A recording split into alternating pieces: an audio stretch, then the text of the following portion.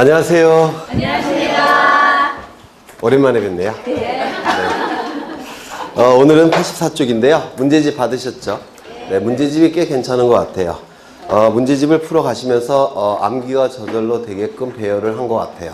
그래서 문제를 좀 많이 보시고요.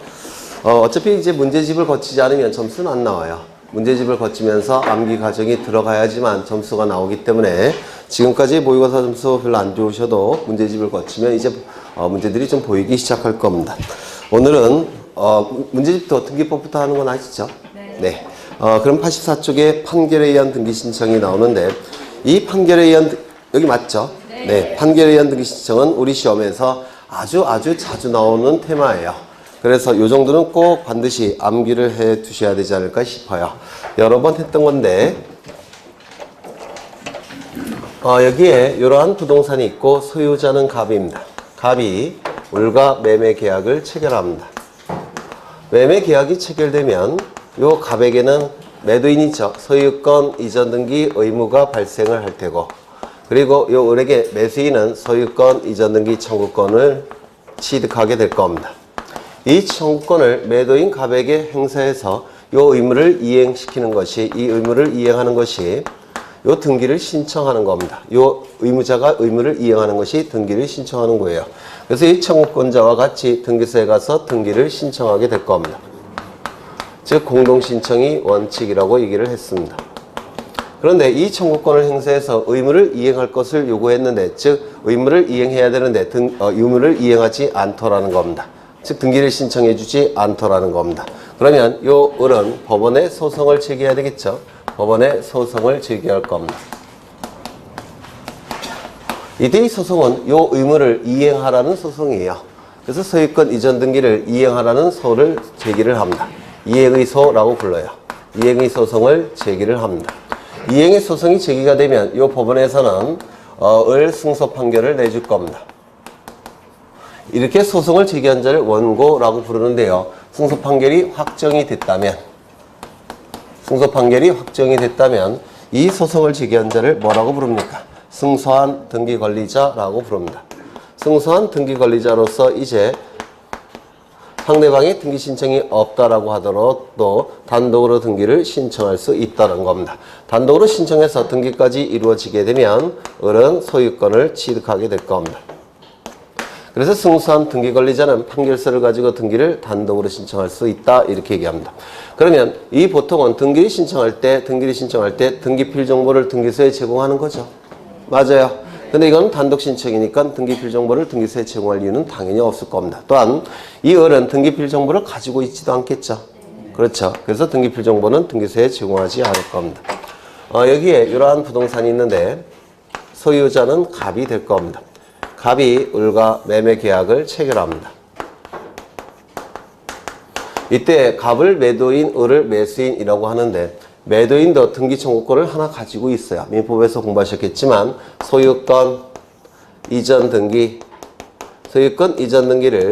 수취할 것을 청구할 수 있는 권리, 소유권 이전 등기 수취 청구권이라고 부릅니다. 들어보셨죠? 수취 청구권.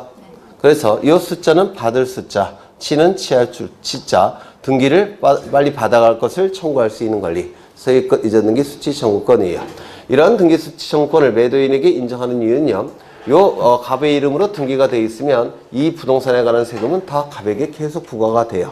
그래서 빨리 받아갈 것을 요구하는 권리, 소유권 이전 등기 수취 청구권이라고 부릅니다. 또는 인수 청구권이라는 용어도 써요. 이거는 대법원에서 쓰는 용어고 이건 학자들이 쓰는 용어입니다. 그러면 이 을은 소유권 이전 등기 수취 의무가 발생하겠죠. 소유권 이전 등기 수취 의무가 발생을 할 겁니다. 이 의무를 이행하는 것이 바로 매수인이 등기를 신청하는 겁니다. 그래서 이 등기를 신청하게 되면 청구권자와 같이 등기소에 가서 등기를 신청하게 될 거예요. 즉 공동신청이 원칙이 될 겁니다. 그런데 이 매수인 을이 이 의무를 이행하지 않더라는 겁니다. 그러면 세금은 계속 갑에게 부과가 돼요.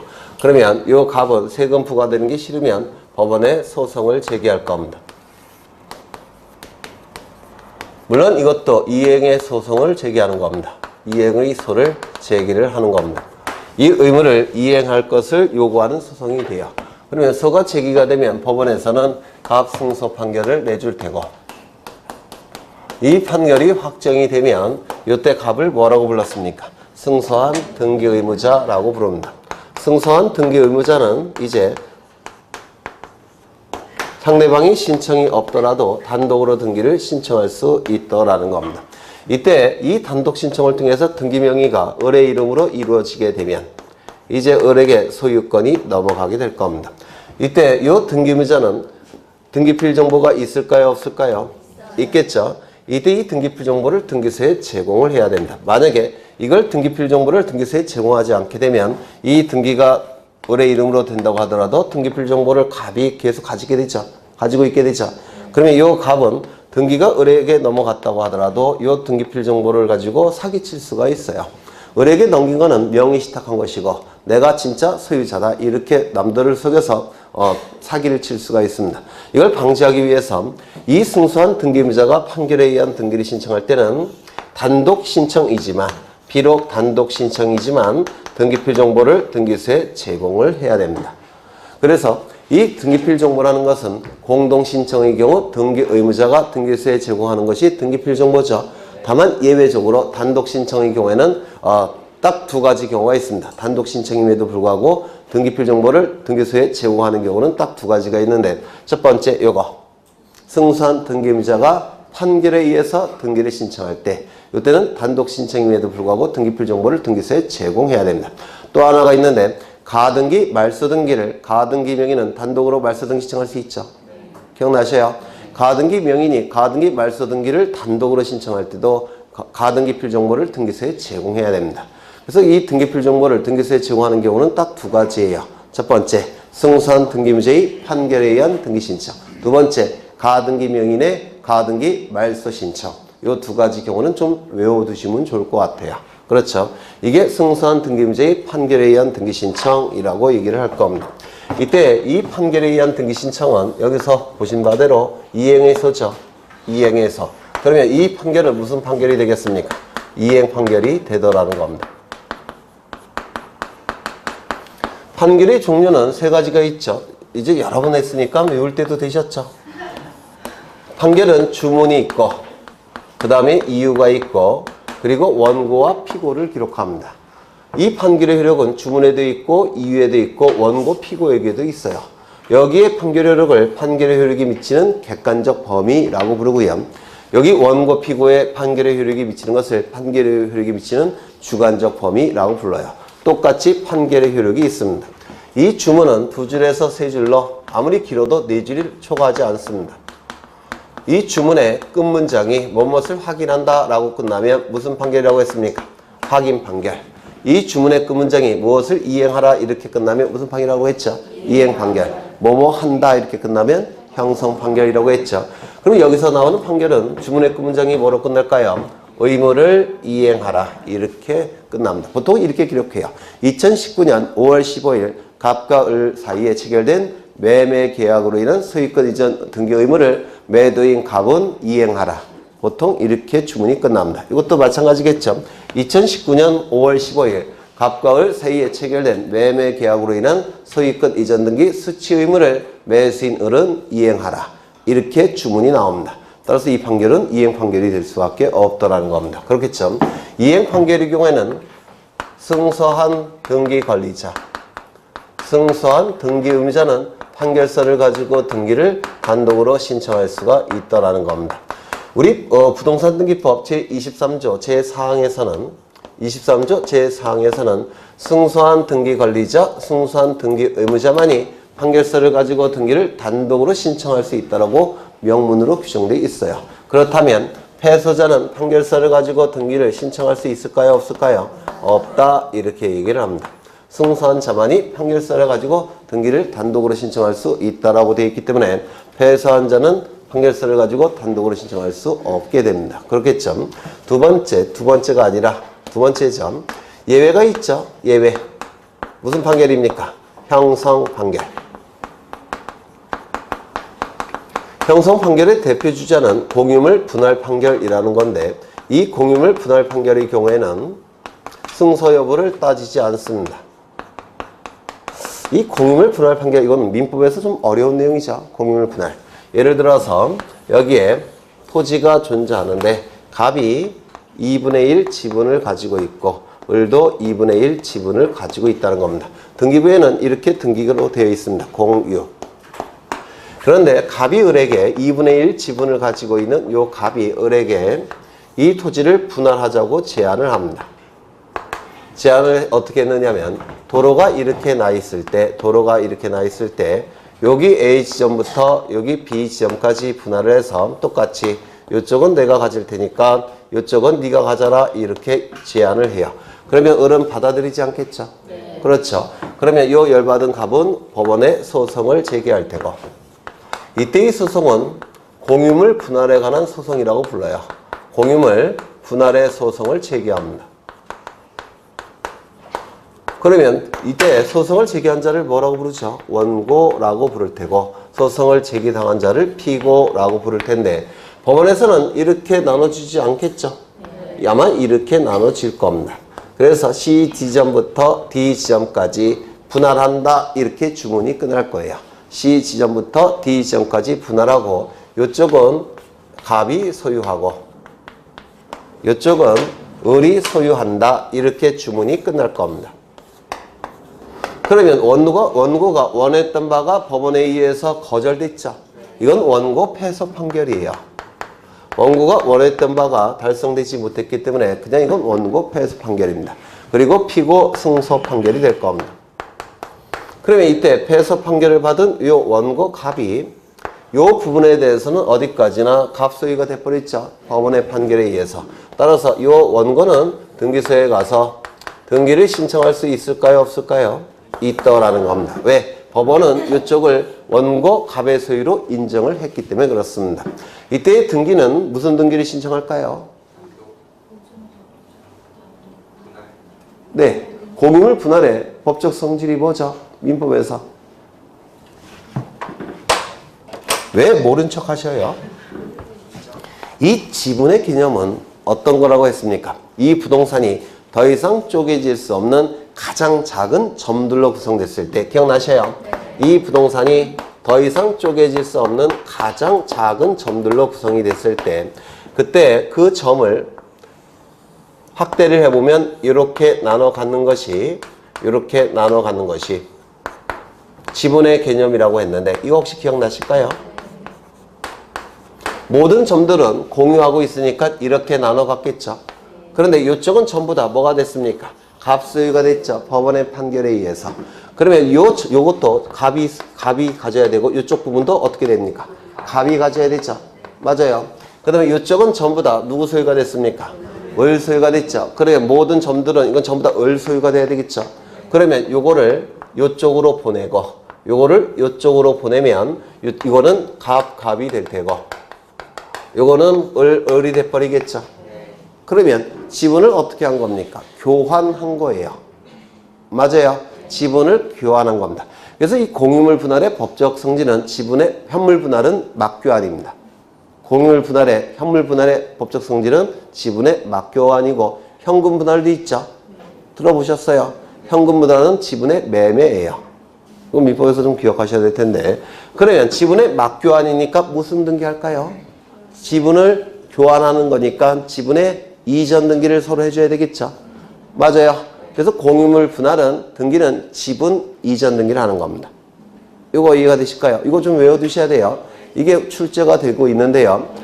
상호 명의신탁 들어보신 적 있습니까? 민법에서. 상호 명의신탁의 경우에도 어떻게 되는 겁니까? 나중에 명의신탁을 해지하면 지분을 서로가 돌려주는 거죠. 무슨 등기 할까요? 지분 이전 등기. 상호 명의신탁도 명의신탁이 해지가 되면 지분 이전 등기를 하는 겁니다. 지분의 막교환이기 때문에 그래요. 그래서 이 갑은 무슨 등기 신청할 거예요? 지분 이전 등기를 신청하는 겁니다. 이쪽에 있는 지분은 전부 다 이쪽으로 보내야 돼요. 그렇죠. 그 다음에 을도 이쪽은 을 소유가 돼버렸죠. 따라서 이 을은 승소자인데 등기를 신청할 수 있을까요? 없을까요? 있겠죠. 무슨 등기 신청할까요? 지분의 이전 등기를 신청하는 겁니다. 그래서 요 을은 요걸 다 이쪽으로 보내는 등기를 신청하는 거예요. 그렇죠. 그렇다면 그렇다면 형성 판결의 일종인 공유물 분할 판결만큼은 승소자도 패소자도 등기를 단독으로 신청할 수 있습니까? 있겠죠. 이걸 달리 표현하면 원고도 피고도 등기를 단독으로 신청할 수 있습니까? 있다 이렇게 얘기를 합니다. 이거는 우리 시험에 너무 잘 나오니까 꼭 기억해 두셔야 돼요. 그래서 형성 판결의 일종인 공유물 분할 판결만큼은 원고도 피고도 승소자도 패소자도 등기를 단독으로 신청할 수가 있다라는 겁니다. 세 번째 이 판결은 무슨 판결을 요구했죠? 확정 판결을 요구했죠. 확정 판결의 반대 의미는 뭐라고 했습니까? 미확정 판결이에요. 그래, 미확정 판결의 의미는 뭐냐면 아직 확정되지 않았다는 뜻인데 상급법원에 올라가서 번복될 가능성이 있는 판결을 미확정 판결이라고 불러요. 더 높은 법원에 올라가서 번복될 가능성이 있는 판결. 그러면 번복될 가능성이 있는 판결을 가지고 등기가 실행이 됐다면 상급법원에 올라가서 번복이 됐을 때 이거 어떻게 될까요? 말소가 되겠죠. 따라서 쓸데없는 짓을 한 거예요. 그래서 미확정 판결을 가지고 등기를 해봤자 의미가 없기 때문에 우리 등기법은 확정 판결일 걸 요구합니다. 꼭 기억하셔야 되겠죠. 확정 판결을 가지고 등기를 신청해야 되는 것이지 미확정 판결을 가지고는 등기를 신청할 수가 없다는 겁니다. 번복될 가능성이 있기 때문에. 그러면 확정 판결이라는 것을 등기관에게 증명해야 되겠죠. 등기관에게 증명해야 되니까 뭘 첨부해야 될까요? 확정 증명서를 첨부해야 됩니다. 뭐라고 자꾸 출제하느냐면 송달 증명서를 첨부한다 이렇게 출제합니다. 송달 증명서가 아니라 확정 증명서를 첨부하는 겁니다. 확정 증명서. 그 다음에 마지막으로 그렇다면 가집행 선고부 판결을 가지고는 등기를 신청할 수 있을까요? 없을까요? 없습니다. 이 가집행 선고부 판결이라는 의미는 가짜가 임시 가짜예요. 임시로 강제 집행할 수 있음을 선고한 판결이라는 뜻입니다. 임시로 강제 집행한다는 얘기는 미확정 판결이라는 뜻이에요. 미확정 판결을 가지고는 등기를 단독으로 신청할 수가 없습니다. 그래서 이게 가장 핵심적인 내용인데 벌써 4번 정도 한 것 같아요. 머릿속에 막 떠오르지 않나요? 네? 2학년 분들은 10번 이상 했겠죠? 네. 84쪽을 보시면 워낙 시험에 잘 나오는 부분이니까 책에 있는 것 정도는 꼭 외워두셔야 되지 않을까 싶어요. 그래서 이 판결에 의한 등기 신청은 승소한 등기 권리자, 승소한 등기무자는 판결서를 가지고 등기를 단독으로 신청할 수 있는데 승소한 등기무자가 판결서를 가지고 단독으로 신청할 때는 뭐도 첨부한다고요? 등기필 정보. 승소한 등기 권리자가 판결서를 가지고 등기를 신청할 때는 등기필 정보를 등기소에 제공한다, 안 한다? 안 한다. 등기 의무자일 때만 제공한다. 다시요. 단독 신청의 경우 등기필 정보를 등기소에 제공하는 경우는 딱 2가지예요. 첫 번째, 승소한 등기 의무자의 판결에 의한 등기 신청. 두 번째, 가등기 명인이 가등기 말소 등기를 단독으로 신청할 때. 그때만 그 2가지를 꼭 외워두셔야 될 겁니다. 그 다음에 이 판결은 이행 판결일 걸 요구한다고 했죠. 이행 판결일 걸 요구합니다. 다만 형성 판결의 일종인 공유물 분할 판결만큼은 승소자, 패소자, 원고, 피고 가릴 거 없이 등기를 단독으로 신청할 수 있다 이렇게 얘기했죠. 하나 더. 여기서 이 소유권 이전 등기 청구권은 채권적 청구권이죠. 채권적 청구권입니다. 이 채권적 청구권은 소멸시효가 언제냐면 이 청구권이 발생한 시점부터 10년이 경과가 되면 소멸시효가 완성이 돼서 소멸이 돼버립니다. 그런데 문제가 뭐냐면 요 법원의 확정 판결이 있게 되면 요 소멸시효가 진행이 되다가 판결이 확정되는 시점에 딱 중단이 돼버려요. 잘못 얘기했네. 소송을 제기한 시점에 중단이 되는 겁니다. 소송이 제기된 시점에 중단이 딱 됐다가 판결이 확정이 되면 그 시점부터 다시 시작합니다. 요게. 들어보셨어요? 소멸시효의 개념이 뭐죠? 소멸시효. 네? 권리자가 권리를 행사할 수 있음에도 불구하고 권리 행사가 가능함에도 불구하고 일정한 기간 동안에 권리를 행사하지 않게 되면 권리 위에 잠자는 자로 평가해서 그자의 권리를 소멸시켜주는 제도가 소멸시효 제도죠. 그럼 소송을 제기하게 되면 권리를 행사한 것이죠. 그렇죠. 그래서 소송을 제기한 시점에 딱 중단이 됐다가 판결이 확정이 되면 그 시점부터 다시 진행을 합니다. 그래서 이때부터 몇 년이 경과가 되면 소멸되겠습니까? 10년이 경과가 되면 소멸이 돼버려요. 판결이 확정된 시점부터 10년이 경과가 되면 소멸이 돼버립니다. 그러면 판결이 확정된 시점부터 10년이 경과되면 소멸되니까 이 등기 청구권은 없는 상태죠. 맞아요. 그런데 가지고 있는 판결서를 이용해서 요 을이 등기를 신청했을 때 등기관은 등기를 해줍니까? 안 해줍니까? 해준다고 했죠. 왜요? 등기관은 형식적 심사권밖에 없기 때문에 소멸시효가 완성이 돼서 권리가 소멸되었음을 등기관이 판단할 수 있다 없다? 없다. 따라서 이 등기는 실행이 됩니다. 그렇다고 해서 을은 소유권을 취득하는 건 아니에요. 등기청구권은 이미 소멸된 상태이기 때문에 요 을은 소유권을 취득하지 못합니다. 따라서 나중에 갑은 요 등기를 말소시킬 겁니다. 소송을 통해서. 그렇죠. 그래서 소멸시효가 완성이 됐다고 하더라도 등기는 실행이 됩니다. 왜냐하면 등기관은 이를 판단할 권한과 자격이 없기 때문에 그래요. 다만 등기가 됐다고 하더라도 요 을이 소유권을 취득하는 건 아닙니다. 나중에 소유권을 다시 돌려줘야 될 겁니다. 그것이 이제 2번에 나와 있죠. 소유권 이전 등기 절차의 이행을 명하는 확정 판결을 받았다면 그 확정 시기가 언제인가와 관계없이 즉 확정 후 10년이 경과되었더라도 그 판결에 의한 소유권 이전 등기를 신청할 수 있다 없다? 있다. 따라서 을은 등기를 할 수가 있다는 겁니다. 만약에 이게 시험에 나올지 안 나올지는 모르겠는데 너무 어려워서 여기 판결이 확정된 시점부터 10년이 경과가 됐습니다. 여기가 경과 시점이에요. 여기가. 그러면 이 시점부터 을은 등기 청구권이 있을까요? 없을까요? 을은 소멸시효가 딱 여기 이 판결이 확정된 시점부터 10년이 경과가 되면 소멸시효가 완성이 돼서 을은 등기 청구권이 없죠. 이 시점부터 없는 거죠.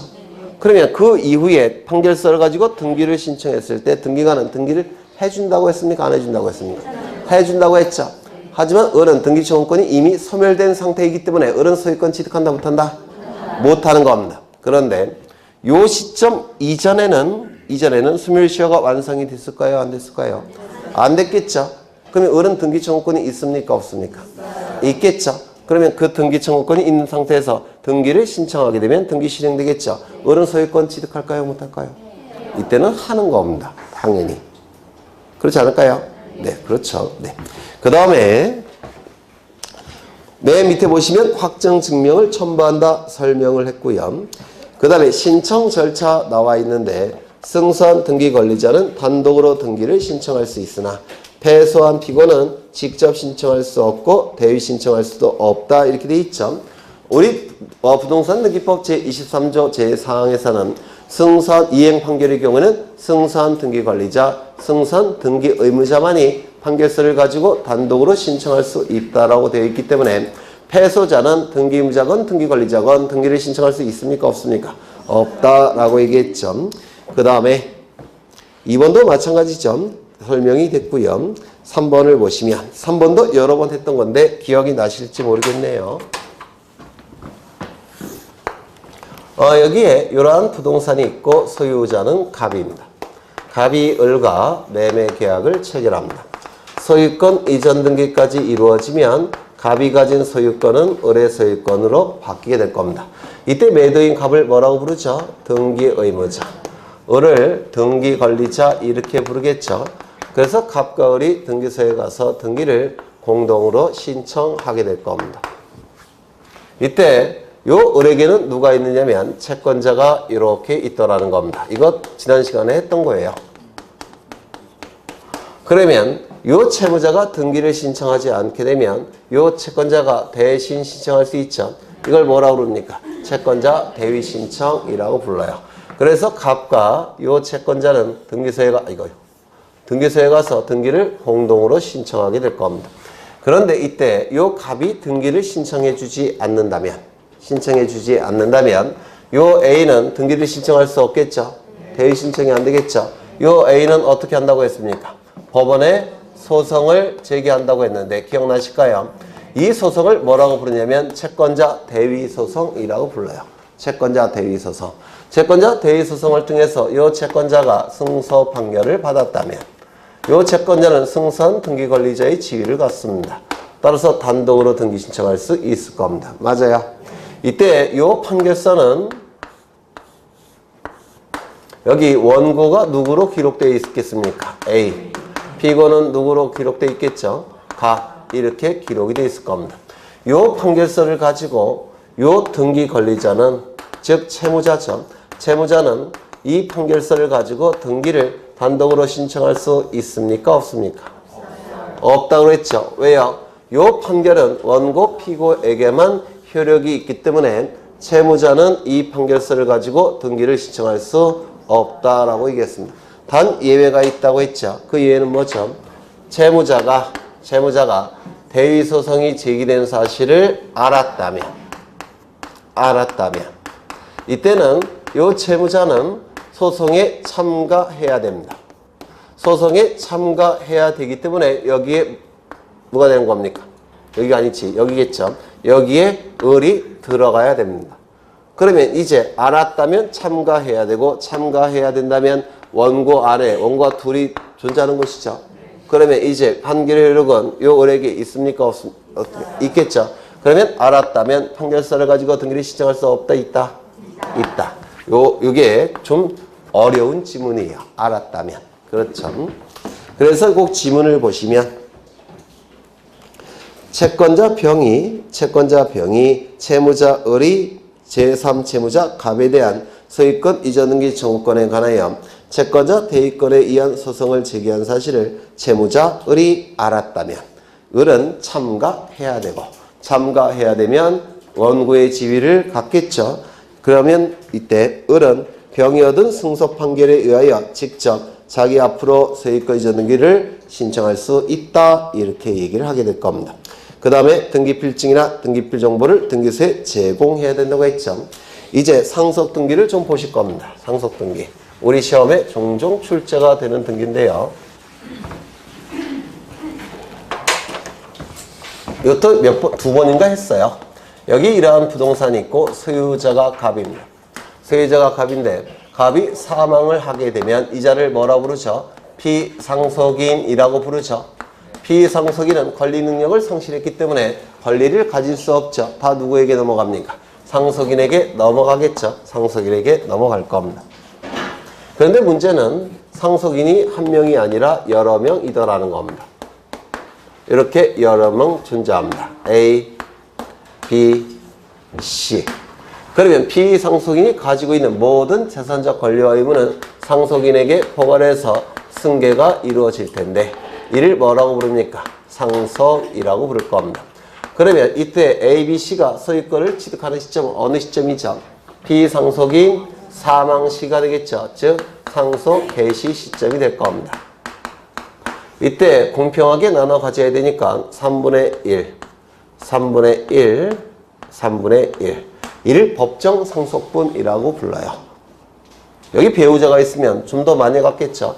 그래서 계산이 불편해지니까 배우자는 제가 죽였어요. 계산이 복잡해져서 그래서 자식만 있다라고 부르는 겁니다. 이때 A, B, C를 상속인 이렇게 얘기할 겁니다. 자식을 얘기해요. 그러면 이제 상속을 원인으로 하는 소유권 이전 등기 해야 되겠죠. 맞아요.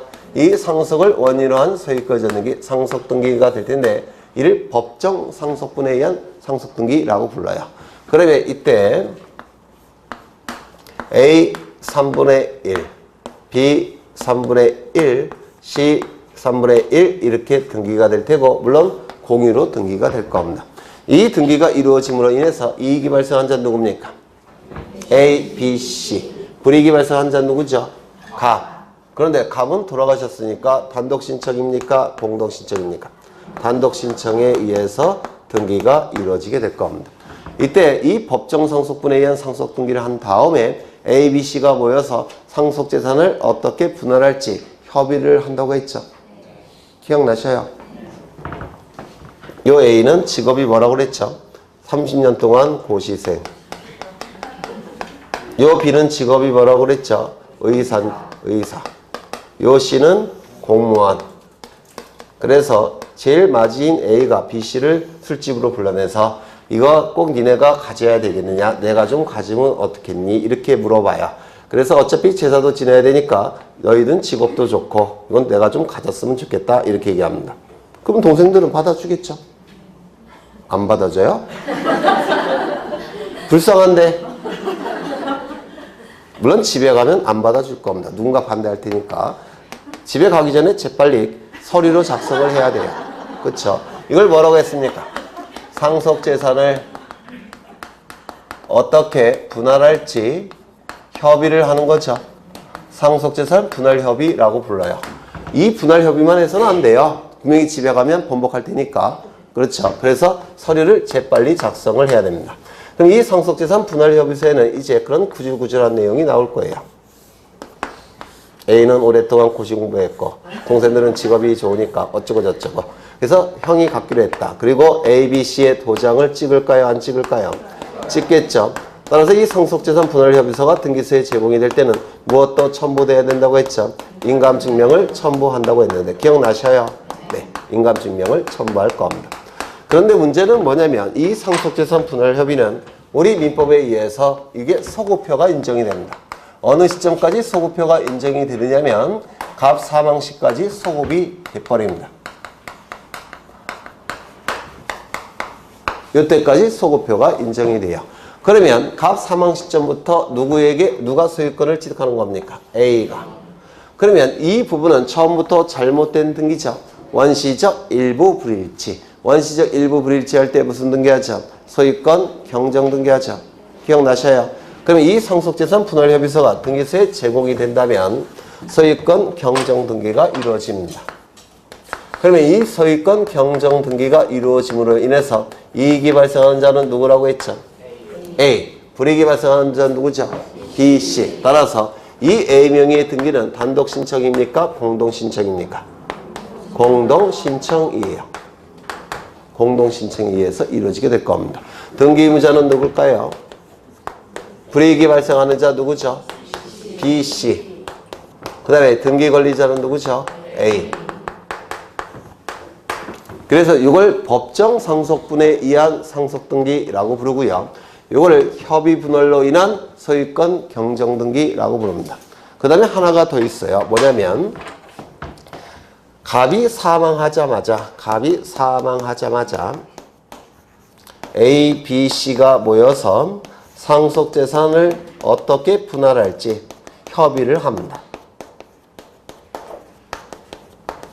협의를 해서 이때 고시생 A가 갖기로 협의가 이루어졌어요. 그러면 이제 상속을 원인으로 하는 소유권 이전 등기 하겠죠. 누구의 이름으로? A의 이름으로. 이렇게 세 가지 종류의 상속 등기가 있어요. 첫 번째, 법정 상속분에 의한 상속 등기. 협의 분할로 인한 소유권 경정 등기. 협의 분할로 인한 상속 등기. 이렇게 세 가지가 존재합니다. 그럼 이 등기는 단독 신청일까요? 공동 신청일까요? 뭐예요? 단독 공동? 이익이 발생한 자는 누굽니까? A. 불이익이 발생한 자는 누구죠? C. 갑이죠. 갑. 돌아가셨죠. 따라서 단독 신청. 이렇게 상속 등기는 세 가지가 있어요. 이건 책을 통해서 좀 이따 확인할 거고요. 하나 더. 상속인 1위는 자신의 지분만에 대한 상속 등기를 신청할 수 있을까요? 없을까요? 없다. 이렇게 얘기합니다. 왜냐하면 이 법정 상속분에 의한 상속 등기는 법에서 공평하게 상속분을 정해놨어요. 그렇죠? 그래서 공평하게 상속분이 있기 때문에 그 공평한 상속분이 등기부에 다 나타나야 됩니다. 그러면 상속인 1인이 자신의 상속분만에 대해서 상속 등기를 해버리면 요 AB가 나타나지 않아요. 그래서 이거는 신청할 수가 없습니다. 다만 상속인 1인이 전원 명의로 상속등기 신청할 수 있느냐? 이건 가능합니다. 상속분이 있는 자 전원이 나타나기 때문에 유라한 논리가 보존등기에서도 나타난다고 했죠. 공유자 1위는 자신의 지분만에 대한 보존등기 신청할 수 있다 없다? 없다. 공유자 1위는 전원 명의로 보존등기 신청할 수 있다 없다? 있다. 이거 상속등기와 논리가 똑같아요. 좀 기억해 두셔야 될 겁니다. 그러면 책을 통해서 확인을 해보면 거기 내용이 나와 있는데요. 상속인 중 1인 혹은 전원이 전원을 위하여 상속등기를 신청할 수 있겠죠. 당연히. 상속인 1인이 원래는 어떻게 해야 돼요? 상속인 전원이 상속등기를 신청하는 게 원칙이에요. ABC가 같이 등기소에 가서 한꺼번에 상속등기 신청하는 게 원칙이죠. 그런데 이 한 사람이 전원을 위해서 상속등기 신청할 수 있다는 겁니다. 다만 한 사람이 자신의 지분만에 대한 상속등기는 신청할 수 있다 없다? 없다. 그래서 상속인 중 1인 혹은 전원이 전원을 위하여 상속등기를 신청할 수는 있으나 1인이 자기 상속 지분만에 대하여 상속등기 신청할 수 있다 없다? 없다. 워낙 시험에 잘 나오는 지분이니까 꼭 기억해 두시고요. 그 다음 이 상속등기는 피상속인의 권리에서 상속인 권리로 주체가 바뀌는 것이죠. 따라서 이전 등기 형식을 취하는 것이지 등기명의 표시 변경 등기 형식을 취하는 건 아니죠. 맞아요. 그렇죠. 그래서 피상속인이 가지고 있던 권리가 소유권이라면 소유권 이전 등기, 지상권이라면 지상권 이전 등기, 전세권이라면 전세권 이전 등기. 등기 원인은 뭘까요? 상속. 그렇죠. 그래서 등기명의 표시 변경 등기를 하는 것이 아니라 권리 이전 등기를 하는 겁니다. 그렇죠. 권리 이전 등기. 그 다음에 넘겨보시면 넘겨보시기 전에 표도 한번 보죠. 표. 상속 등기나 회사의 합병 등기는 단독 신청이죠. 합병 등기도 여러 번 했죠. 기억나셔요? 안 나셔요? 합병 안 나셔요? 네. 안 나시면 하면 되죠.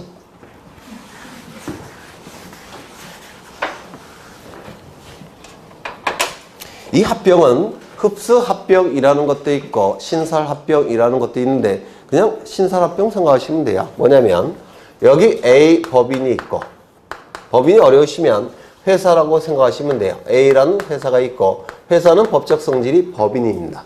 회사 법인이라고 불러요. 삼성전자 법인입니다. 법적 성질이. A 회사는 공장을 운영할 수 있겠죠. 그래서 부동산을 가지고 있을 겁니다. 그 다음에 B 회사도 있겠죠.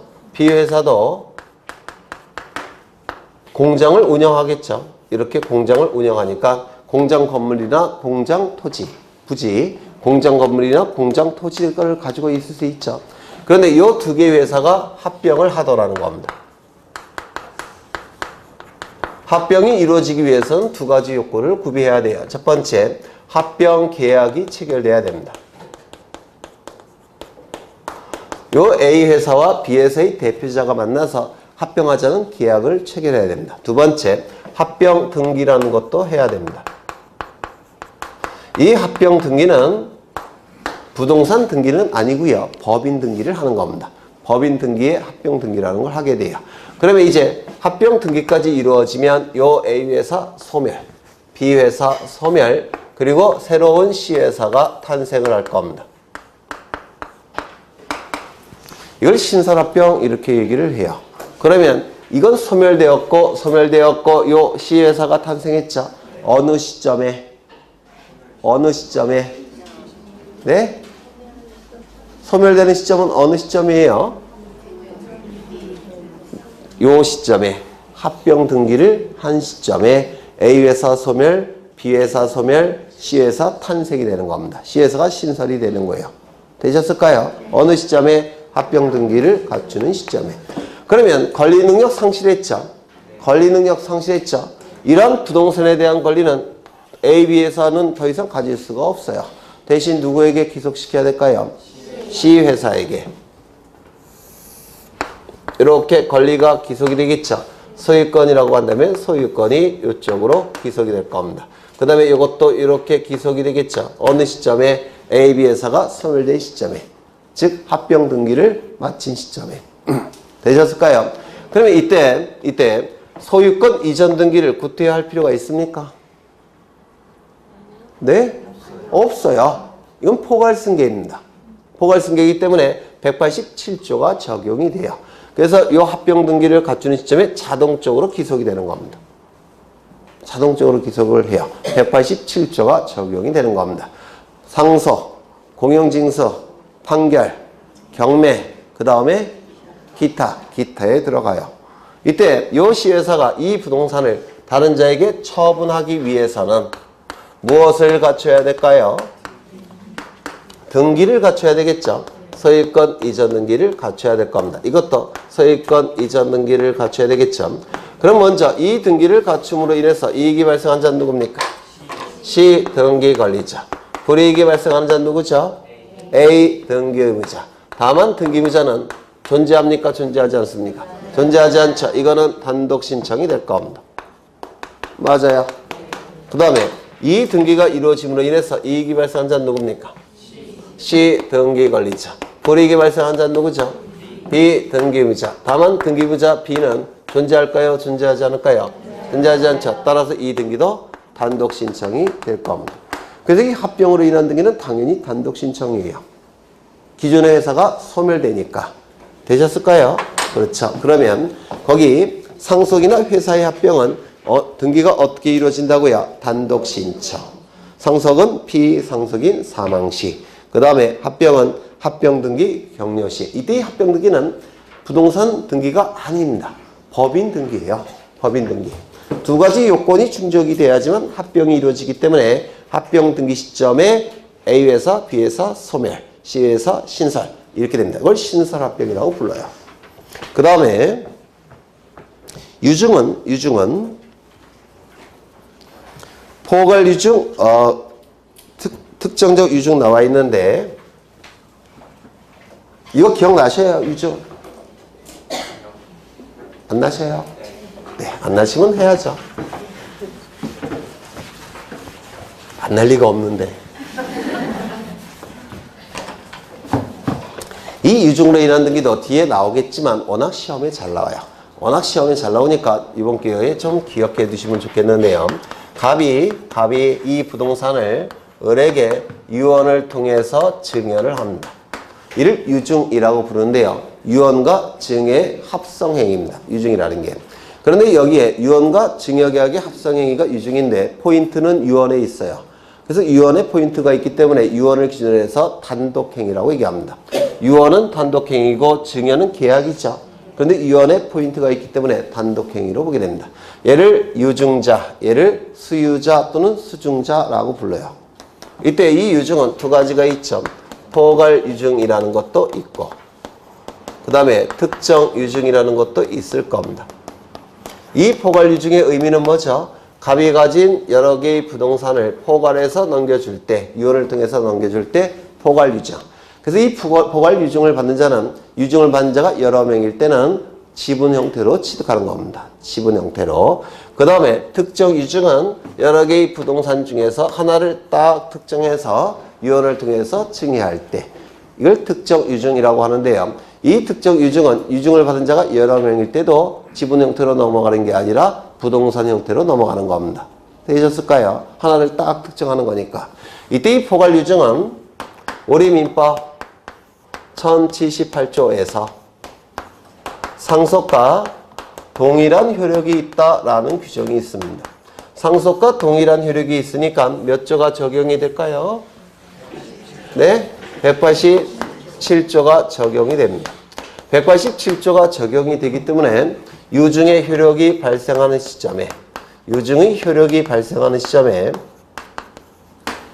권리가 넘어갑니다. 누구에게? 유증자에서 수증자에게로. 이거 이해가 되실까요? 그렇죠. 그래서 유증의 효력이 발생하는 시점에 을은 권리를 취득합니다. 이 취득한 권리를 다른 자에게 처분하기 위해서 뭘 갖춘 다음에 처분할까요?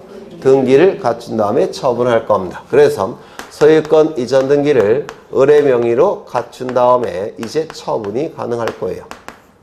그러면 이 등기는 성립 요건으로서의 등기일까요? 처분 요건으로서의 등기일까요? 처분 요건으로서의 등기가 됩니다. 187조가 적용이 되니까. 맞아요. 그런데 특정 유증의 경우에는 이러한 규정이 없습니다. 이런 규정이 없기 때문에 원칙으로 의해서 해결이 돼야 되는데 이 특정 유증이고 포괄 유증이건 법률행위죠. 법률행위이기 때문에 몇 조가 적용이 돼야 됩니까? 원칙은 186조가 적용이 되는 겁니다. 이런 규정이 여기는 없기 때문에 그럼 원칙에 의해서 법률행위니까 186조가 적용이 되는 것이고 186조가 적용이 되니까 을은 무엇을 갖춰야지만 소유권을 취득할까요? 소유권 이전 등기를 갖춰야지만 을은 소유권을 취득합니다. 186조가 적용이 되니까. 이거 맞아요? 그렇죠. 그러면 이때의 등기는 처분 요건으로서의 등기입니까? 성립 요건으로서의 등기입니까? 성립 요건으로서의 등기가 돼버려요. 특정 유증은. 되셨습니까? 그런데 특정 유증이건 포괄 유증이건 을의 이름으로 등기를 갖추는 것은 을의 이름으로 등기를 갖추는 것은 요 유언을 집행하는 겁니다. 을의 이름으로 등기를 갖추는 것은 요 유언을 집행하는 거예요. 그래서 을의 이름으로 등기를 해주는 것은 유언을 집행하는 거니까 유언 집행자가 을의 이름으로 등기를 해줘야 됩니다. 이때 유언을 집행하는 자를 뭐라고 부르냐면 유언 집행자라고 부릅니다. 왜? 재벌 회장님이 들어가시면 가족들이 모이죠. 그리고 변호사가 앞에서 유언장 공개하죠. 그 변호사가 보통 유언 집행자예요. 그래서 유언 집행자가 이제 등기를 신청해 주는 겁니다. 누구랑 같이? 상대방과 같이 이렇게 등기소에 가서. 근데 이 유언 집행자는 보통 요 갑이 지정을 하는데요. 지정을 못하고 급하게 돌아가시는 경우가 있어요. 그때는 상속인이 유언을 집행합니다. 유언 집행자가 있을 때는 유언 집행자가 유언을 집행하는 것이고 유언 집행자가 없을 때는 상속인이 유언을 집행합니다. 그럼 이 유언을 집행하는 것이 이제 을의 이름으로 등기를 해주는 것이고 그 다음에 요 유언을 요 을이 등기를 갖는 것이죠. 그럼 이건 단독 신청입니까? 공동 신청입니까? 얘네가 등기 의무자, 얘가 등기 권리자로서 공동 신청하는 겁니다. 그래서 이 유증으로 인한 등기는 보통 두 군데에서 출제가 되는데 포괄 유증이건 특정 유증이건 유언 집행자 또는 상속인이 등기 의무자로서 공동 신청한다는 게 출제가 되고요. 두 번째, 포괄 유증의 경우에는 유증의 효력이 발생하는 시점에 을이 소유권을 취득하는 겁니다. 유증의 효력이 발생하는 시점은 원칙이 언제예요? 유증자 사망 시. 조건이나 기한이 부과되면 조건 성취 시, 기한 도래 시. 그때 을이 소유권을 취득합니다. 특정 유증은 등기를 갖춰야지만 소유권을 취득할 겁니다. 되셨을까요? 요게 출제가 자주 돼요. 그러면 거기 보시면 포괄 유증이건 특정 유증이건 물권 변동 시점은 특정 유증이건 포괄 유증이건 공동 신청이라고 했죠. 등기 의무자 누굴까요? 유언 집행자 또는 상속인이 등기 의무자. 유증을 받은 수증자가 등기 권리자로서 공동 신청이고요. 그 다음에 물권 변동 시점은 포괄 유증은 어느 시점에 유언의 유증의 효력이 발생하는 시점. 보통은 그때가 유증자 사망 시기점. 특정 유증은 어느 시점에 등기를 갖춘 시점에. 그렇죠. 네, 이게 요즘 집중적으로 출제가 이루어져요. 그 다음에 넘겨보시면 상속으로 인한 소유권 이전 등기가 나오는데 거기 3번이 아니라 그 표를 한번 보시죠. 표. 상속 등기는 세 가지가 있는데 첫 번째, 상속을 원인으로 한 소유권 이전 등기. 이게 법정 상속분에 의한 상속 등기를 얘기하는 겁니다. 단독 신청이라고 했죠. 등기 원인은 뭘까요? 갑 사망이겠죠. 그리고 소유권을 취득하는 시점은 상속 개시 시. 그렇죠. 피상속인 사망이 될 겁니다. 이걸 얘기해요. 요 등기를 얘기하는 겁니다. 법정 상속분에 의한 상속 등기를 얘기해요. 단독 신청. 그 다음에 등기 원인은 갑 사망. 그리고 뭐 있죠? 등기 원인 날짜는 갑 사망 시점. 이걸 법정 상속분에 의한 상속 등기 얘기하고요. 두 번째, 협의 분할을 원인으로 한 소유권 이전 등기 있죠? 이걸 얘기하는 겁니다. 협의 분할로 인한 소유권 이전 등기. 이걸 얘기해요. 그렇죠. 그러면 이거는 단독 신청이 된다고 했고, 그 다음에 등기 원인은 협의 분할과 상속 두 개가 다죠. 맞아요. 상속이 개시됐고 협의 분할도 이루어졌죠. 그렇죠. 협의 분할로 인한 상속 이렇게 얘기합니다. 등기 원인이. 그 다음에 등기 원인 날짜는 이게 뭐예요? 협의가 이루어지면 이게 소급한다고 했죠. 어느 시점까지? 요 시점까지. 따라서 등기 원인 날짜는 요 날짜가 될 겁니다. 소급표가 있으니까 이거 이해가 되셔요? 네. 그 다음에 마지막에 상속 등기 후 협의 분할로 인한 소유권 경정 등기. 이걸 얘기하는 겁니다. 이것도 공동 신청. 이게 제일 중요하다고 했죠. 이건 어디까지나 공동 신청입니다. 그 그리고 이것도 등기원인은 뭐죠? 협의 분할과 상속 두 개 다죠. 협의 분할. 그 다음에 이게 소급표가 인정이 된다고 했죠. 그죠? 그 다음에 이때는 협의 분할일이 등기원인 날짜예요. 협의 분할일이. 요게. 그래서 요거 뭐 다 우리가 이걸 외우실 필요 없고 제가 볼 때는 첫 번째, 세 번째 요 두 가지만 좀 기억해 두시면 좋을 것 같아요. 첫 번째, 세 번째. 그 다음에 이 대리인에 의한 등기 신청은 기억하실 게 두 개 정도 기억하시면 될 것 같은데 거기 의해서 우리 민법에서 자기계약상 대리는 허용돼요? 안 돼요? 안 되죠. 그럼 우리 등기법에서 자기계약상 대리는 허용됩니까? 안 됩니까? 된다고 했죠. 그래서 의해서 셋째 줄 자기계약상 대리도 우리 등기법에서는 허용된다. 이거 하나 기억하시면 되고요. 그 다음에 오른쪽을 보시면 2번을 보시죠. 2번. 등기 의무자의 사망 후에 신청된 등기라도 그 등기에 대한 등기 의무자의 사전 위임이 있었고 사망 후에 그 대리인이 적법한 대리권에 의하여 등기를 신청하여 등기가 격려된 경우에도 그 등기는 무효라고 할 수 없다. 무슨 얘기냐면 이런 뜻이에요.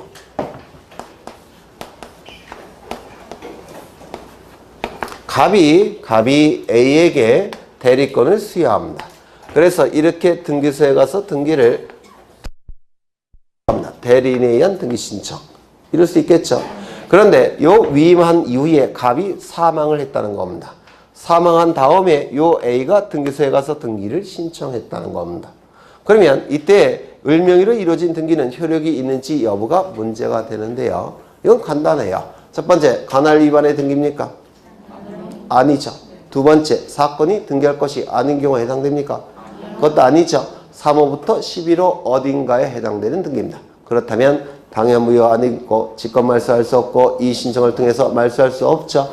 뭐로 판단하는 겁니까? 실체관계 부합 여부로 판단하는 겁니다. 그렇겠죠. 그 다음에 3번은 대단히 중요한데요. 이건 민법에서도 출제될 가능성이 있고 중개업법에서도 출제됐죠. 우리 공시법령에서도 출제될 수 있습니다. 등기권리자와 등기의무자 양 당사자로부터 등기위임을 받아 등기 신청을 하기 전에 어느 일방 당사자로부터 등기 절차의 중지를 요청받은 경우 대리인은 그 요청을 거부해야 될 의무가 있다고 본다. 왜 거부해야 될까요? 이거 민법에서 혹시 하셨습니까? 중개사법에서는요.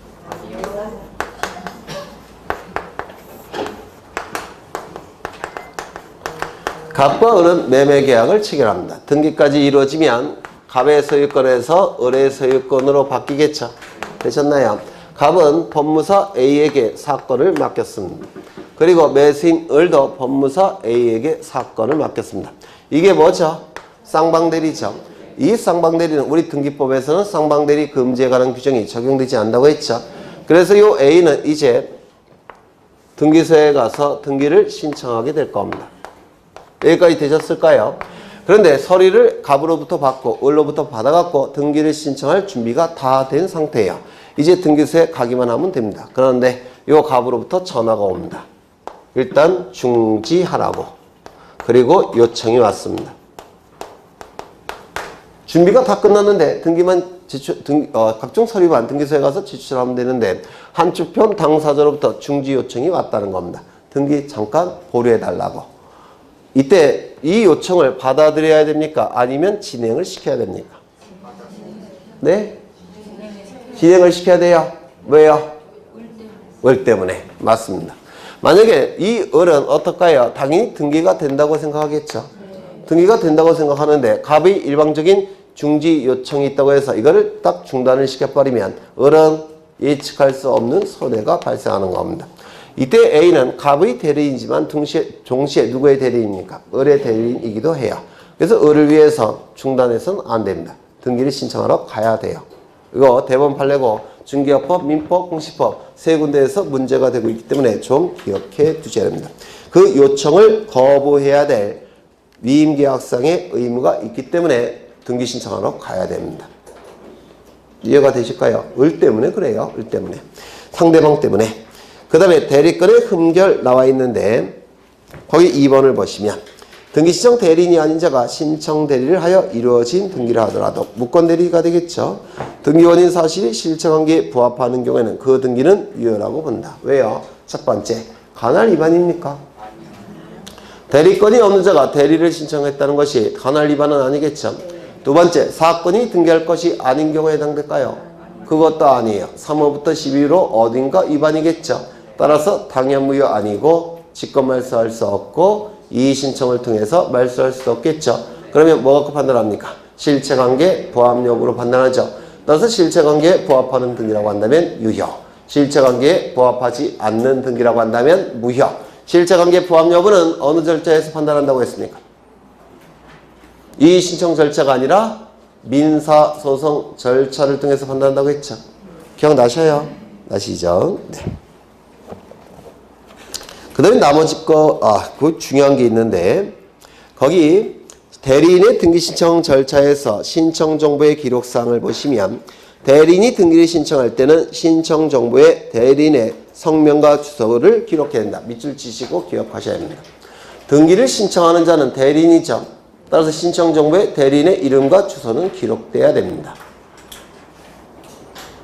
거기 2번을 보시면 등기 기록에 기록사항 나와 있는데, 1번은 신청 정보의 기록사항이고 2번은 등기부의 기록사항이에요. 이거 구분하셔야 됩니다. 대리인에 의하여 등기를 격려한 경우에 임의 대리이든 법정 대리이든 등기부에 대리인을 기록할까요? 안 할까요? 안 합니다. 왜요? 등기명의 되는 자가 아니니까. 등기명의 되는 자는 누구죠? 본인이죠. 맞아요. 따라서 대리인은 신청 정보에는 기록하지만 등기부에는 기록하지 않습니다. 왜? 등기명인이 아니니까. 이거 기억하셔야 돼요. 문제가 어렵게 출제되면 물어볼 수 있고요. 2번이 더 중요하죠. 비법인 사단재단의 경우에는 대표자 관리인의 이름, 주소, 주민등록번호를 등기부에 기록합니까? 안 합니까? 기록한다고 했죠. 그러면 비법인 사단재단이 아니라 법인이라고 한다면 대표자의 이름, 주민번호, 주소를 등기부에 기록합니까? 안 합니까? 안 한다고 했죠. 왜요? 법인 등기부를 통해서 이미 공시되니까. 하지만 비법인 사단재단은 법인 등기부가 없으니까 법인 등기부를 통해서 공시할 수 없다고 했죠. 따라서 대표자의 이름, 주민번호, 주소를 기록한다고 했습니다. 그래서 거기 1번, 2번, 3번은 좀 암기하실 필요가 있어요. 그 밑에 표보다는 신청 정보의 기록사항과 등기 기록의 기록사항이 훨씬 중요하니까 좀 기억해 두셔야 되고요. 그 다음에 검인계약서는 좀 쉬었다 하죠.